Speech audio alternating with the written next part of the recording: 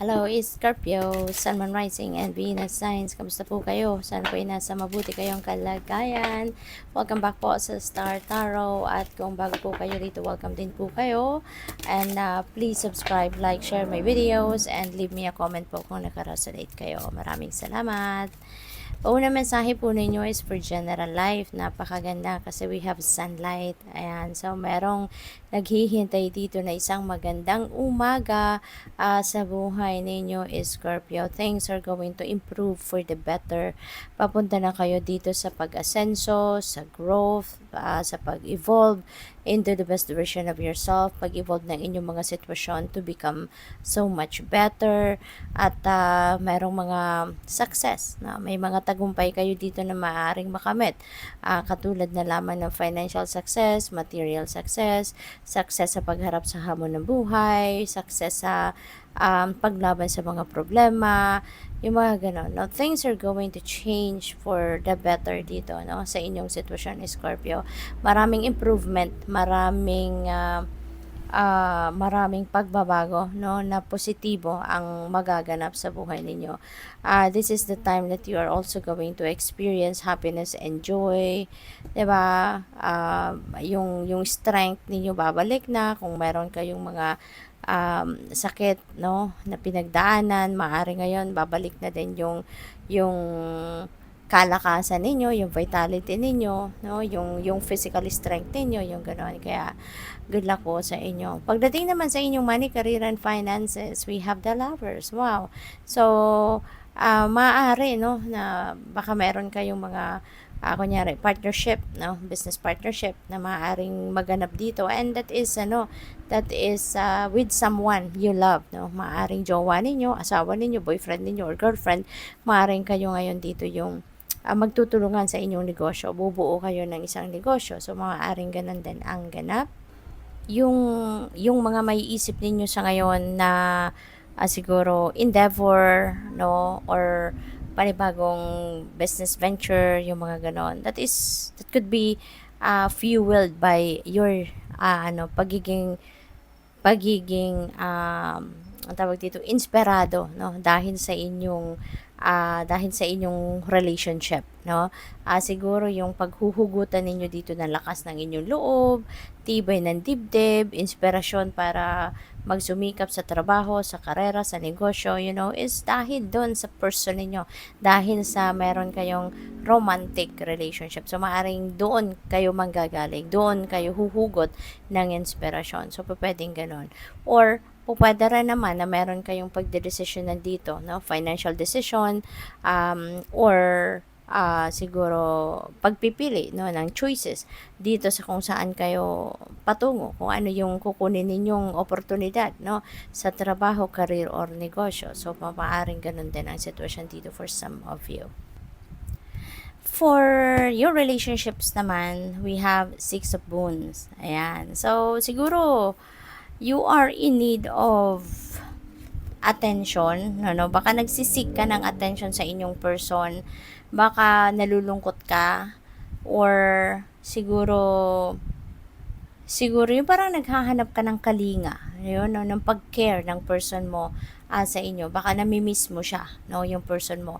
Pwedeng magkalayo kayo, no, baka nasa abroad ang iba sa inyo or nasa ibang part ng Pilipinas, tapos ang isa sa inyo nasa doon kayo nakatira sa bahay ninyo, yung gano'n, no. So you're geographically apart from each other siguro, kaya nami-miss mo yung person mo, no. So pwedeng gano'n ang ganap dito, or pwedeng magkasama din naman kayo, pero parang siguro sa sobrang kabisihan, ano, ng mga kaganapan sa buhay ninyo, trabaho, no, career ninyo, negosyo, baka yun ang mas kumukuha ng panahon ng person ninyo. Kaya maybe nami-miss mo din siya, or you are seeking for your partner's attention, no. So yun din ang napipick up ko dyan for some of you.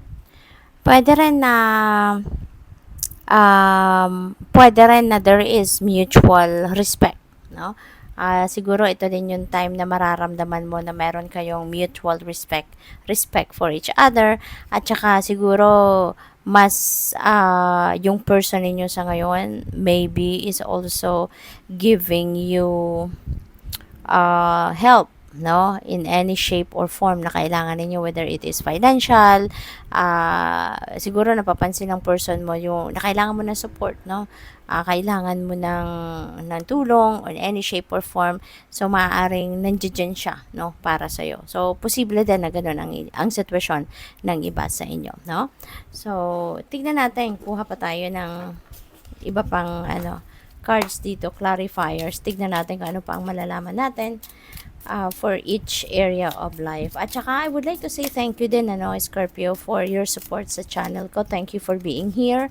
Thank you for subscribing at saka for doon sa mga nagsisend ng super thanks, no? Yung donation ninyo through super thanks. Maraming salamat.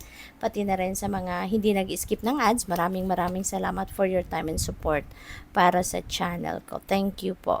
So, dito sa sunlight, yung clarifier natin is the Emperor. So, napakaganda kasi si Emperor is about stability. So, siguro dahil marami kayong successes na pwedeng makamit sa ngayon, maraming pagbabago ang mangyayari on a positive note, no, dito sa iba't ibang area ng buhay ninyo. So, maaaring aayusin mo na talaga sa ngayon ang buhay ninyo. Maybe that is also what you are manifesting, that is what you are working on, na maging maayos, maging stable na kayo sa iba't ibang parte ng buhay ninyo.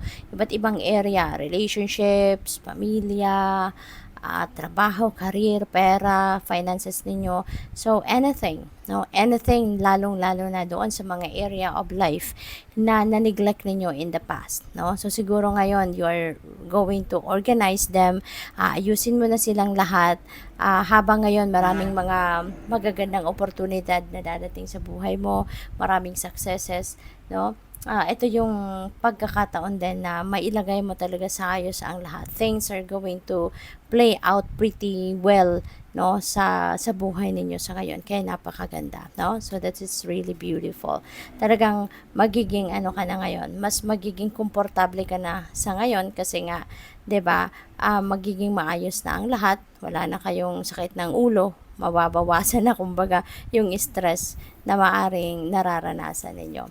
And dito naman kay lovers, we have 7 of Pentacles.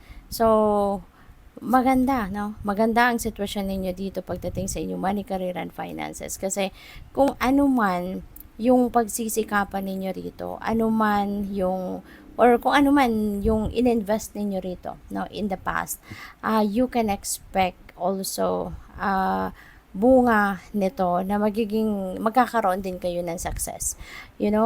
Maraming siguro kayong pwedeng business opportunity dito na girinab ninyo in the past at maaaring pinaghirapan nyo na yan sa ngayon. Marami na kayong ininvest dyan na oras, time, and energy. And wala kayong dapat na ipag-alala kasi there is an assurance dito na kung ano man ang ina-expect ninyo na maging bunga, no, ng investment ninyo rito, that is coming back towards you. Yan ang maaaring ma-receive mo.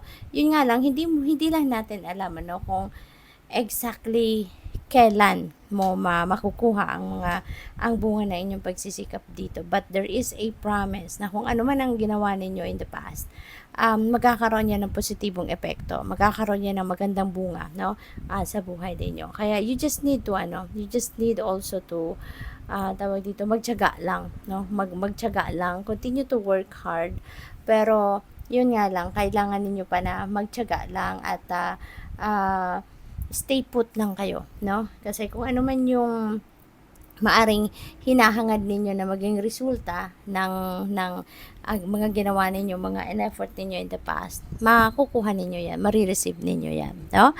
And we have the star. Ayan, a star is a new beginning energy, no?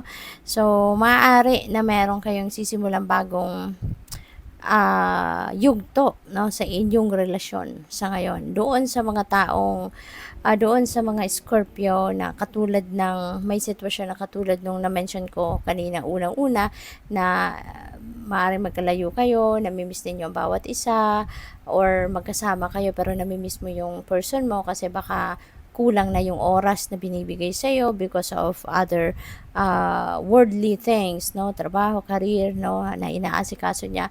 Possibly ngayon magsisimula kayo ng bagong yugto. Baka kayo ay baka mapag-uusapan ninyo yan. Maybe you will be able to discuss your situation with your person at pwedeng magsisimula kayo ng bagong samahan, no?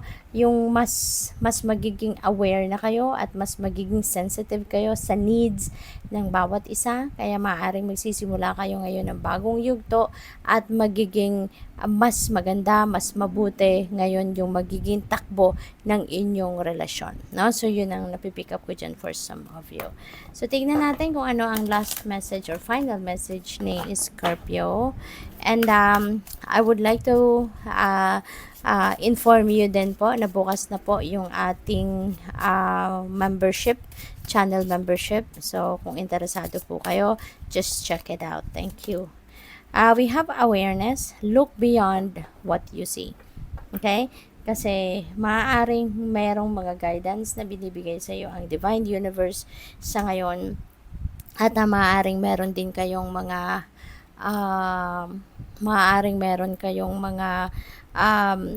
signs, symbols, synchronicities na maaaring binibigay sa inyo ng Divine Universe sa ngayon na makakatulong, no, sa pag-navigate ninyo ng inyong mga sitwasyon sa ngayon. So look into it, no? Look into it.